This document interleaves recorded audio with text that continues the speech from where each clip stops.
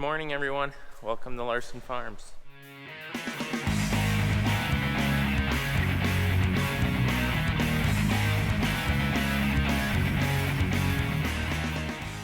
So yesterday I was doing some diagnosing on this 600 quad track number 1.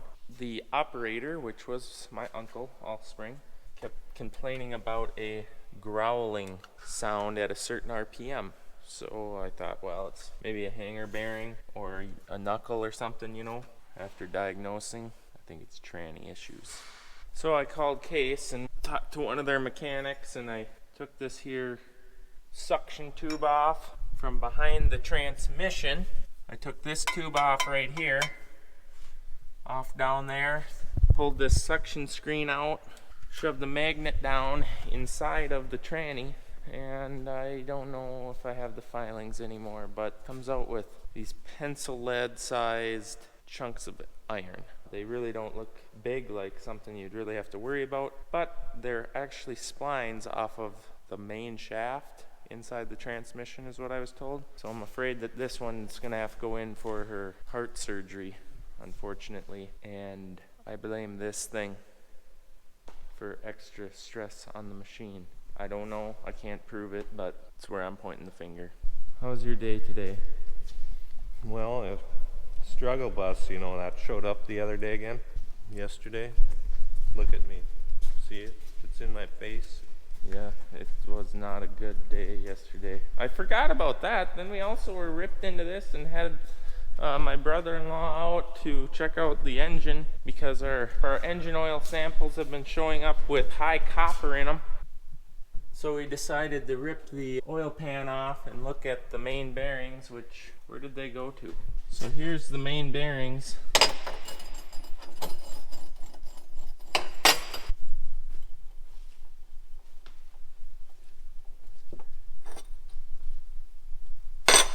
The oil pump also is really scarred up, wore out, chewed up. Gonna be a couple grand on this one, right? I'm sure.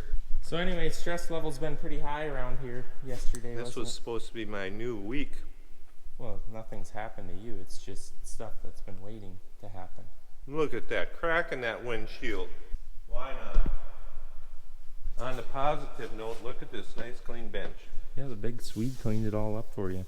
Yeah, so yesterday we tore a motor apart, found that main bearings were shot. We found out that it's $17,000 to $32,000 fix on the quad track is needed. And then you were driving the excavator around, and then the drive motor area started leaking oil. Think my head would fit in between there? You can't make jokes like that.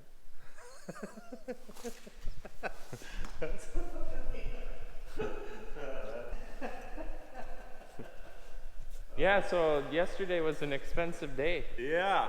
I'd say. Good thing you're making the big bucks. What big bucks? They seem to be leaving faster than they come in. I can hear the comments now. Buy a deer. Buy a deer. Should have buy a deer. Get a deer. Are you getting a deer?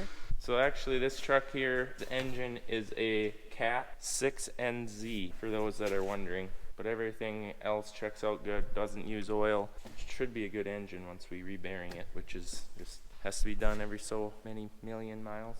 What are we doing now? Come along and clean.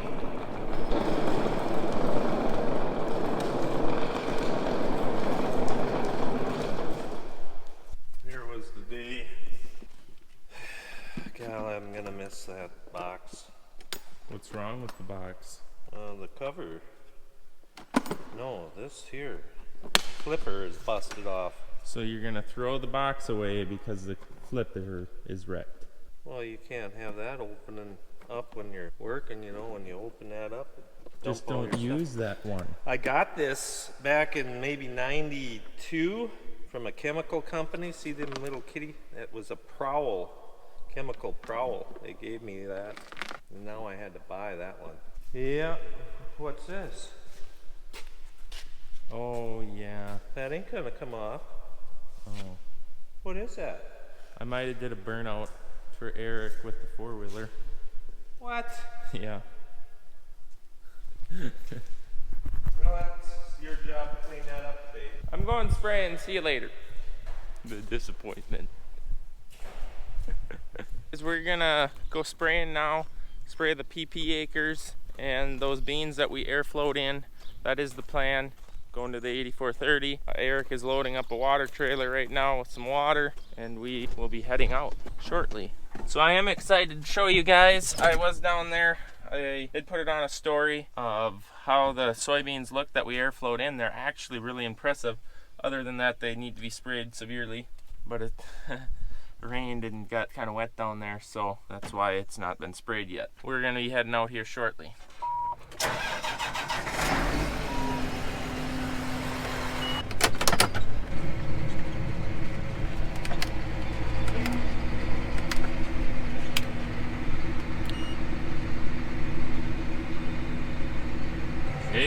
Yeah, set up my screen. I had this thing unhooked and was power washing the bean planter off, so now it's forgot what it's hooked up to. Hello, Big Swede. What's up? Flat tire, huh? Are you judging me right now? Yes, I'm filming you right now. So I guess we're not ready to go just quite yet. The water trailer seems to be debeated tire on it.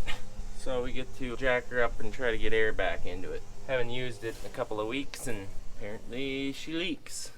Kind of disappointing, actually.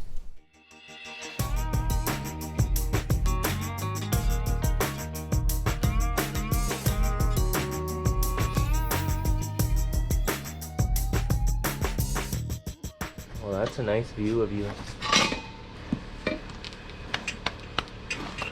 I think it's taking hold right now.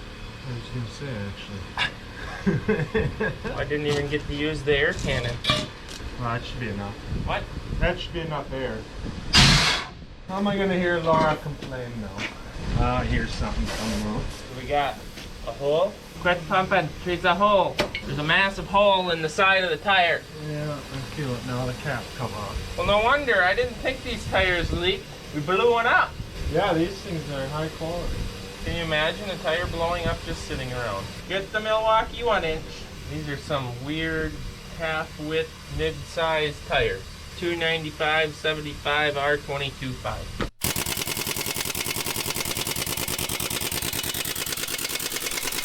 We need more. You got it going the right way? I believe so.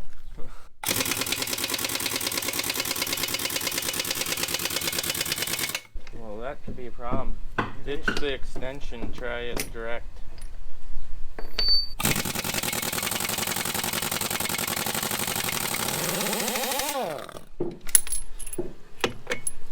It's amazing what What were you saying? it's amazing what an extension takes out for power. Yeah. That's why shorter is better. The old Milwaukee wouldn't do her, huh? No.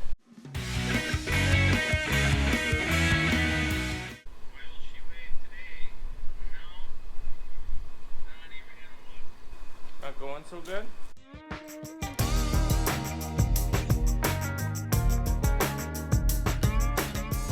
We need a bigger air compressor.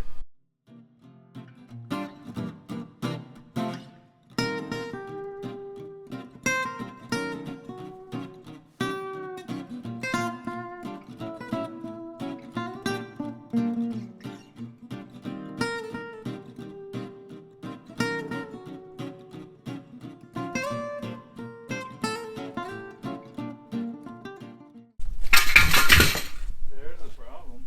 Big hole.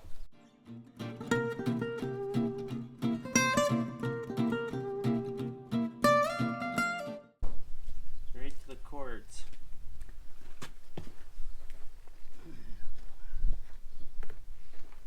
Boy, that one don't look that bad. Oh, it looks like it's new. Except for that hole in the side. Well, yeah, but Eric kicked that in. You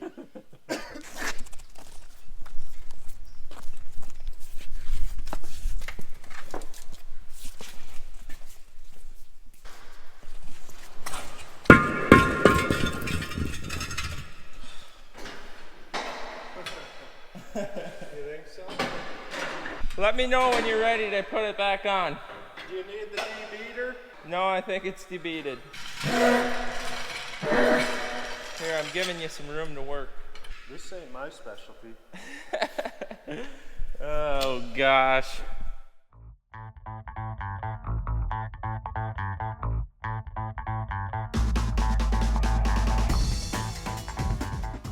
I'll have the job done before Lube shows up.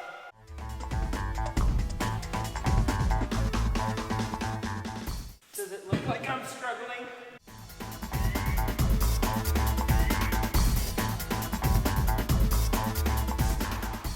Run.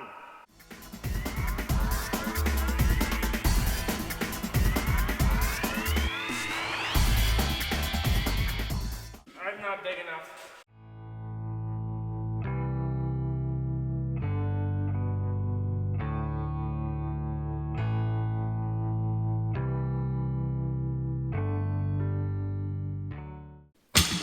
Am I making it look easy or hard?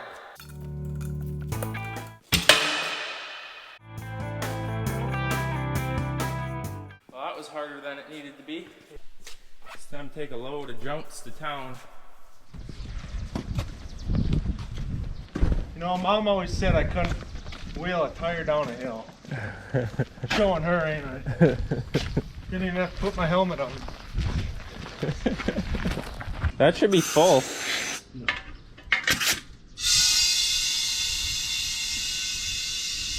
Wow, that's quick.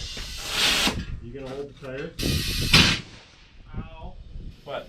Well, all that dirt on the tire just went into my ear. I thought you were plugging them. The other hole in my ear. That worked good. Well done. I could have had that field sprayed 3 times by now. I think that's good. Good enough without a cage.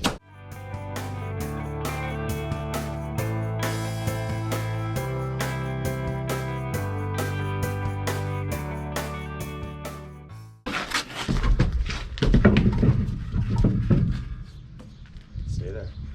Here comes the We gotta turn the thing. Whoa! How many farmers does it take to change a tire?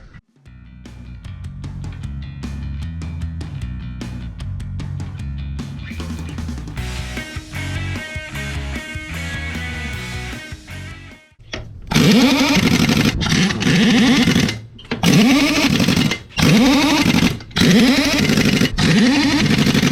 think you're good to lower it.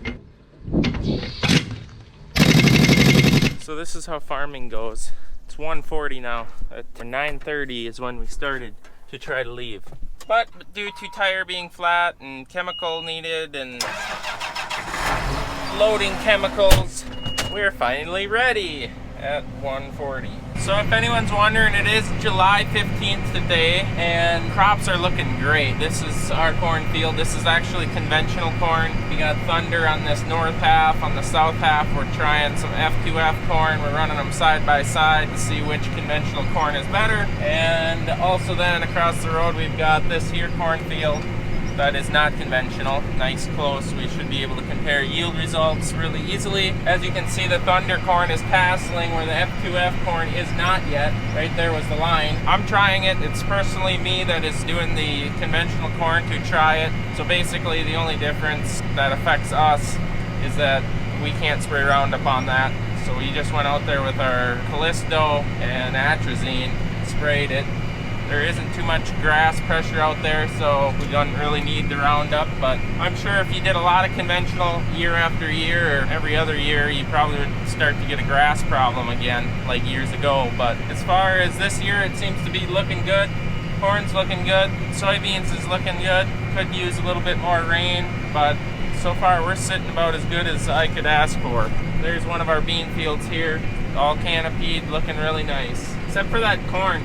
We forgot that last year we got upgraded to some triple stack because the variety we had ordered they didn't have enough of, so we got triple stack, which is Liberty, can be sprayed on it, so the volunteer corn is growing out there and not so pretty. But that one is going to need to be sprayed for a third pass with Liberty, so we're going to throw some clethodim in there to take out any of that volunteer corn right there, as you are seeing there. Well, here we are spraying PP acres. A lot of water hemp, some grass, lamb's quarter, laying down Liberty and Extend in the same tank to wipe these suckers out before they get any bigger. Hopefully is the plan anyways. So he's bringing the water trailer right to me. That's pretty convenient. We got to do a rinse out now, and then, is he stuck? We'll be spraying these soybeans out here with Roundup and Resource. Roundup and Resource. Just for the reason of we didn't want to spend money, so we just put Roundup beans in here for them little 15-acre patches.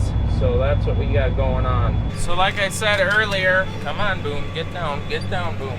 Too high, you're too high. Like I said earlier, we wanted to get down here about 2 weeks ago and get these weeds when they were, I don't know, 8 inches tall instead of a foot tall, foot and a half tall. But we got about an inch of rain and that got too wet down here to be spraying. There was actually water sitting around, so that's how we got behind on this project. But we're here now doing the best we can. That's all we can do, is the best we can. Well, we just got done rinsing sprayer, so now it's time to load up with my big 20-acre load.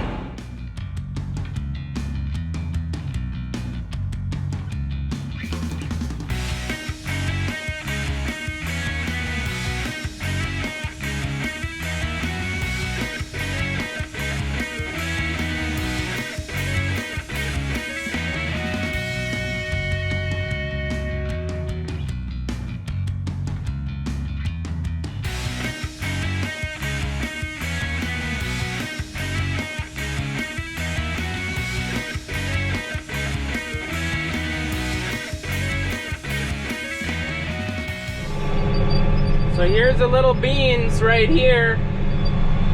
They actually came in really well. It's just that they are terribly grassy. There's really no weeds, it's mostly grass in the soybeans.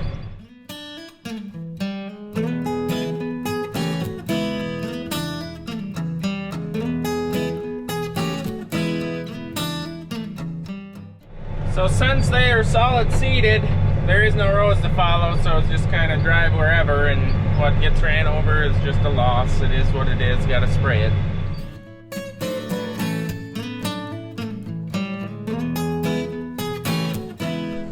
So I thought I'd get out and show you guys here what we're looking at for as far as the soybeans. It's hard to tell just looking across them because there's a lot of green from this grass here, but this is what we're looking at, little soybeans. They are a lot more consistent than I thought that they would be with, you know, spreading them out here with a floater and sulfurating them in. But I am impressed. They're looking really good for the conditions. So once again, guys, we gotta end the video. I'm going home and calling it a day. I appreciate every one of you guys watching this and supporting the channel. If you would, please give us a thumbs up, drop a comment, say hi. I do read all the comments. I do the best to keep up on that. So I'll see you next video, guys. Don't forget to check out Agricultural Chemical Solutions. Get yourself some chemical for your sprayers. Get fungicide, you know, fungicide season's coming up, insecticide with bugs. Check them out. They've got all that stuff. Ship it right to you. I believe within 3 days you should have chemical on your yard if you order them. Let them know I sent you. Talk to John. He's a real nice guy. See you guys next video.